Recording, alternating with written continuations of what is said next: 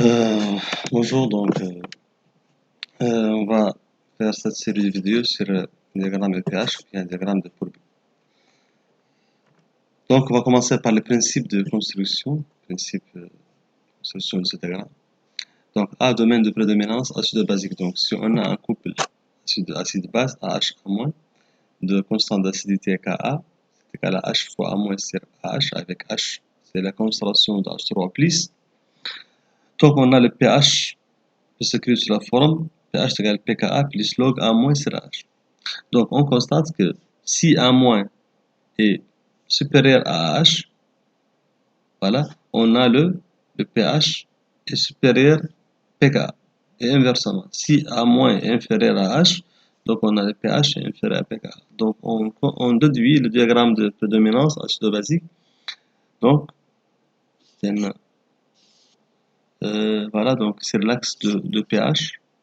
On met la valeur de pKa du couple. Donc, dès que le pH est inférieur à pKa, donc on a la forme acide qui prédomine, H. Et dès que le pH est supérieur à pKa, on a la forme basique A- qui prédomine.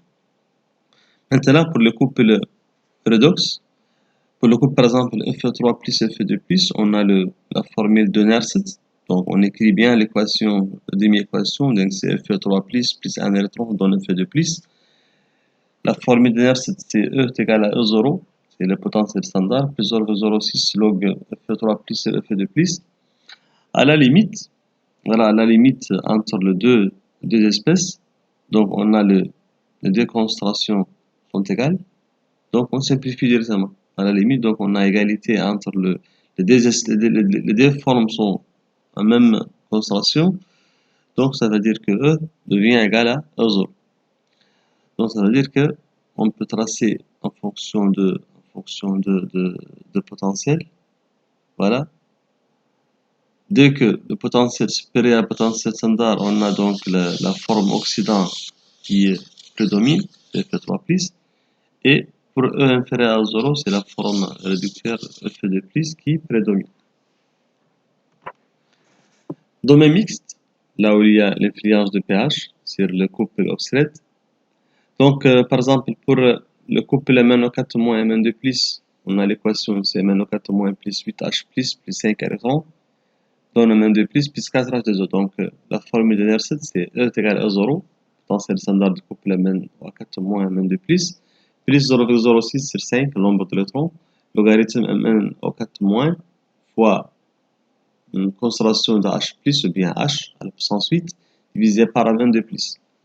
À la limite, quand on a les deux formes, les deux espèces qui constituent le couple ont la même concentration, voilà, donc on simplifie le MnO4- avec Mn2+, il reste que E est égal à E0 moins 0,06 fois 8 divisé par 5 multiplié par pH. Avec pH, c'est moins log H, il y a moins log la concentration de H3 de H+. Donc on trouve la droite E en fonction du pH est une fonction affine qui sépare, voilà, qui représente une frontière entre les deux espèces Mn2+ et MnO4-. Donc, en dessus de cette frontière, donc on a MnO4- qui prédomine et en dessous, donc, on a Mn2+ qui prédomine. Maintenant, on va faire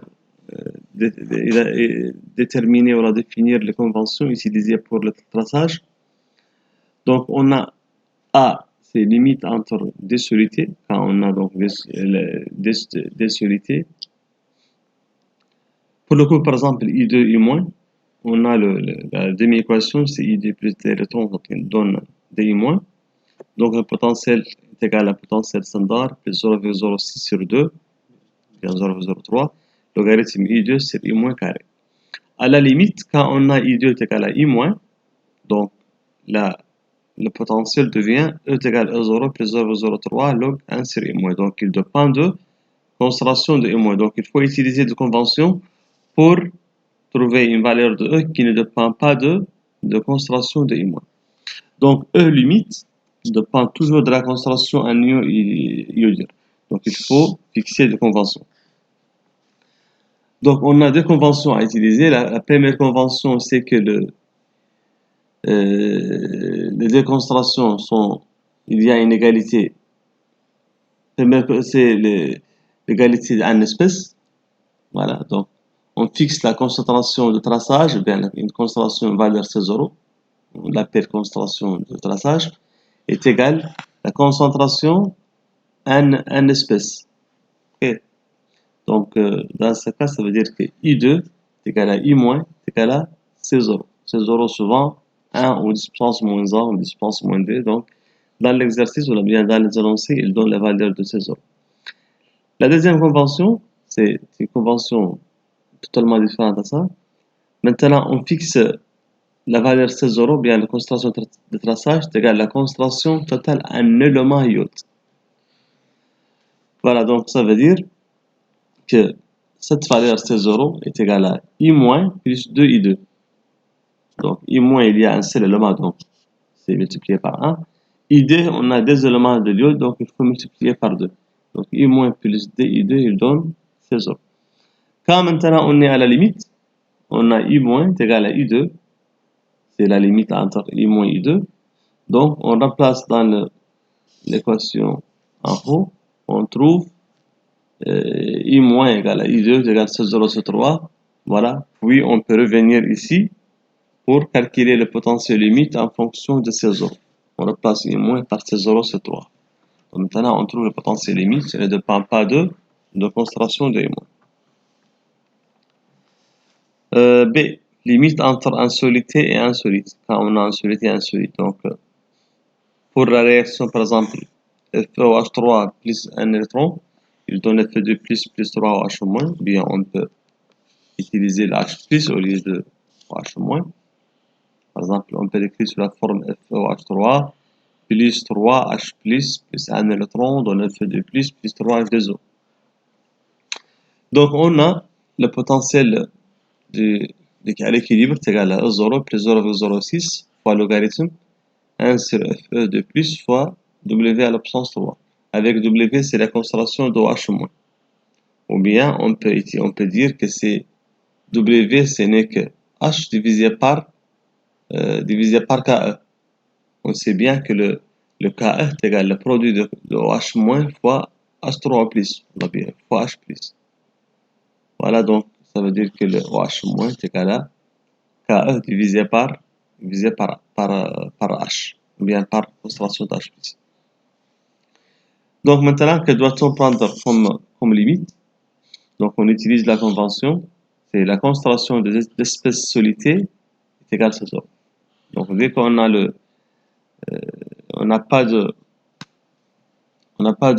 solide, on prend la concentration de l'espèce solide est égale à 0.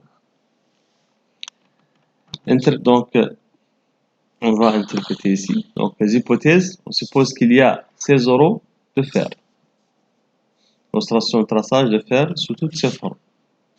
Donc C0 c'est le nombre de fer, c'est le volume de la solution. Si E supérieur à E limite, donc si E supérieur, on a le Fe2 plus inférieur à C0. Donc ça c'est le E limite entre les deux formes. Si E supérieur à E limite, donc on a l'existence de FeOH3.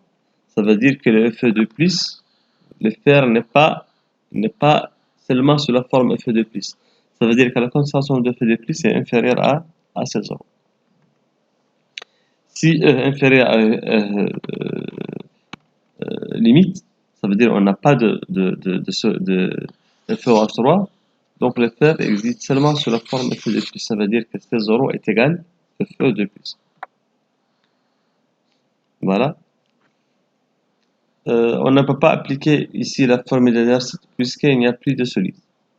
Le domaine au-dessous de E limite correspond donc au domaine d'existence de FeOH3.